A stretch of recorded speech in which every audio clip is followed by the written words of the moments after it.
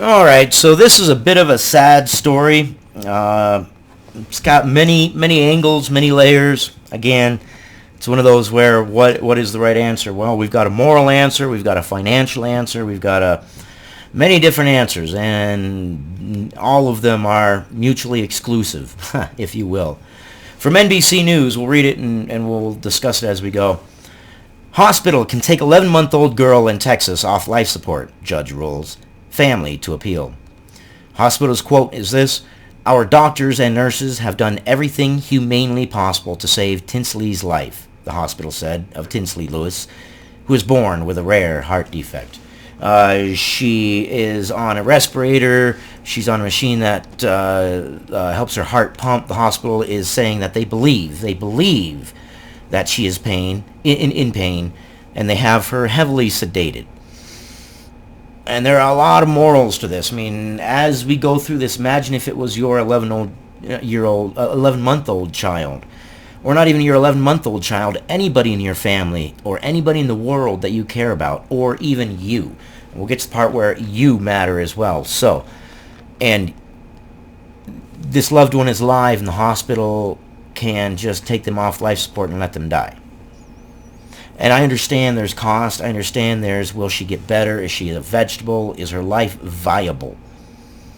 But who gets to decide if her life is viable? Money? The hospital? The family? The person themselves? What if the person themselves says, "I don't want to die"?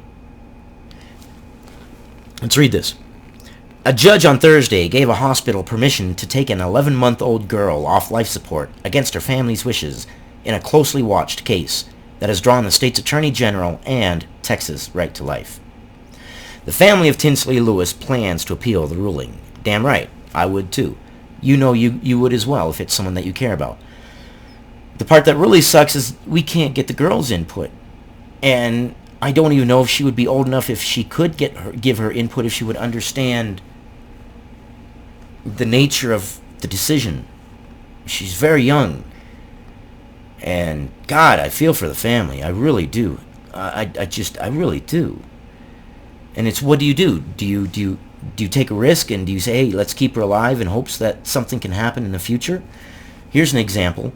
This is the second time in my life I've had to relearn to walk. The first time I was left side paralyzed for 2 years. They said I reached my plateau. I resigned myself to that fate for about a year. I finally got tired of the wheelchair and all the hassles and struggles that go with having to be in a wheelchair, and over a very, very, very painful and years-long process. I never fully healed. I always had the pain there, 24 hours a day, 365 days a year. But I did relearn to walk. It was just horribly painful. The most horrible, even more painful than breaking both my calcaneus bones in my feet this time around. Even more painful than that. I don't know of any more horrible pain than relearning to walk. It was horrible. It was like bone on ground. I just, ugh. And the pain never fully went away. I always had suffered pain after that point. But the point is, the doctors said it was impossible. Yet I proved them wrong. Is it possible? Yes. It's a tough decision. What do you do as a parent? I mean, obviously you want your child to live, and your heart is out there, and your heart says, God, I want my child to live. And then there's the other argument of, is this living? They will forever be on life support.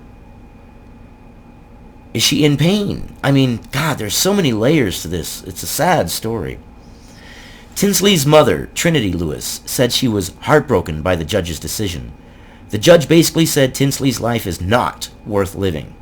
I feel frustrated because anyone in that courtroom would want more time, just like I do, if Tinsley were their baby. Yeah, I would too. And to hear a judge say that an 11-month-old's life isn't worth whatever the cost is just, it is heartbreaking. And there's the other sides to it. There's the cost effectiveness. There's the quality of life. There's many answers, many questions, I mean, and many different answers, and many contradictory answers to the same questions. What do you do? I hope that we can keep fighting through an appeal to protect Tinsley. She deserves the right to live, the mother said. And when I discussed this before doing this story with some friends, I needed someone for devil's advocate because blindly, obviously, I wanted to see only one side of the story. This is life. And life is strange. And life is wonderful. But overall, life is strange. And there are many different aspects, and we can't go into things just blindly. And I understand. I would fight too, absolutely. Even after discussing it with my friends, I would still fight for my child's right to live. But playing devil's advocate, they brought up the points of, like I said, is it really living? Is she in pain? Is she constantly in pain? Are you condemning her to a life of pain? And when she can communicate, do you keep her alive long enough until she's what? 16, 17, and then let her make the decision? But what if at that point she says, man, why did you wait so long? Why did you make me wait that long? I don't know. I don't know. It's a heartbreaking story all the way around.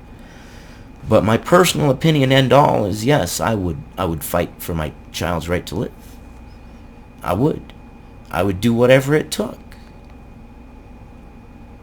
And I don't see any way around it from that standpoint. I would fight legally, is what I guess I should say. I wouldn't take any illegal measures because that would be a disgrace to her memory. It's a hard stance, I know. And there's people out there going to scream at me saying, I don't care, I would John Q this hospital and go in there and make them do whatever it is that she needed to be done. Okay, alright. But that's a bad example. There are things bigger than ourselves. And you have to believe that. You can't be selfish. But I would try everything down to the last drop to try to save her, obviously, absolutely.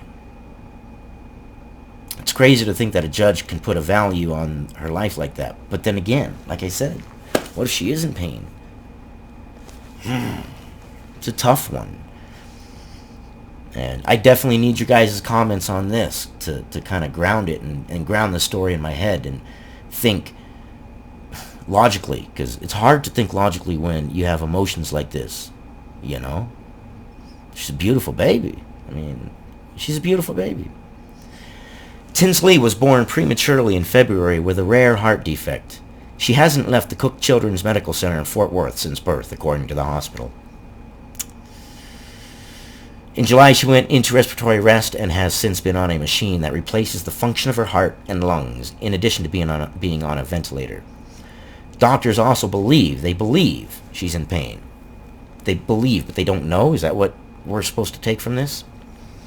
And said she requires significant sedation, the hospital said in a December statement. This is the part that I wanted to talk about when it was, if it was your own decision and you were the one on the slab. Under Texas law, a hospital's doctors, with the approval of the facility's ethics committee, can end a patient's life-saving treatments, even if the patient or the family member responsible for making decisions on behalf of the patient objects. Imagine this. You're the one on the slab, and you're not in pain, or maybe you're in pain, but it's bearable, and you'd rather live rather than die. And you say, hey, I want to live. I want to live. You're not a criminal. You're not condemned to death. You have done nothing wrong. And you say, I want to live. And they still say, see ya. Wow. Wow. So if it's the patient's own words that say, hey, you know, I want to live. I enjoy life. Am I in pain? Yes, but I enjoy life. I have my TV shows. I have my family. I have these things that I do that I enjoy and these other things I don't want to experience. Damn the pain, which was always my attitude. Damn the pain. I'll suffer through it. I'm a tank. I will get myself through it. Even if you say that, they can still put a dollar sign on your life and say, no. That's a little bit disturbing. That part right there is absolutely a little bit disturbing. Oh, for a perfect world, right? But as my mom used to say, in a perfect world, men would ride side saddle. If you don't know what that means, look up what side saddling is, add 2 and 2, and why it would be in a perfect world men would ride side saddle. Anyways, that's a tough one, man. That is a tough one, man. The 10-day rule has robbed, I'm reading the bottom here, I'll bring it up so you can see it. The 10-day rule has robbed countless patients of their right to life and right to due process. Yeah, man, if the patient themselves is saying that they want to live, if the patient themselves is saying that they want to live, and yet you say no, that doesn't seem right to me.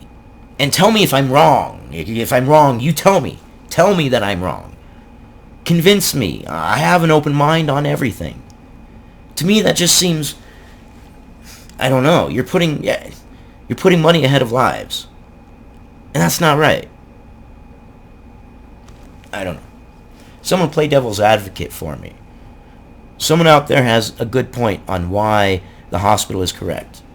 A doctor, a nurse, someone out there has the capabilities of telling me, hey, you know, this little girl's life is worth this much effort.